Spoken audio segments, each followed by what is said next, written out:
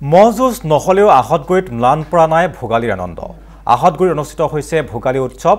খাদ্যমেলাৰ পৰা গ্ৰন্থমেলালৈ সকলো উপলব্ধ ভোগালী উৎসৱত অনুষ্ঠিত হৈছে সাংস্কৃতিক কাৰ্যসূচী।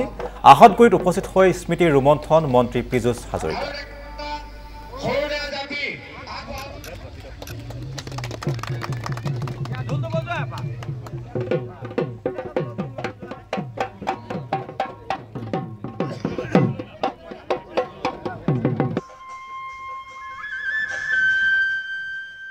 মোৰটো অলপ কষ্ট হয়। মই আজিকালি মহৰযুঁজ চাবলৈ যাব নোৱাৰোঁ। মানুহে ক'ৰবাত আনুষ্ঠানিকভাৱে কেতিয়াবা পাতাও শুনো, কিন্তু মই কেতিয়াও নাযাওঁ। বহুদিনৰ পাছত যোৱাবেলি এবাৰৰ কাৰণে আনুষ্ঠানিকভাৱে হৈছিল, কিন্তু মাননীয় মুখ্যমন্ত্ৰী ডাঙৰীয়াও সেইদিনা আহিছিলে, কিন্তু বিশেষ কাৰণবশতঃ মই আহিব নোৱাৰিলোঁ। গতিকে মোৰ কাৰণেতো এটা বেয়া লগা দিন, মানে সদায় বিহু মহৰযুঁজ হয়, কাৰণ আমি সৰুৰ পৰা মহৰযুঁজেই দেখিছিলোঁ।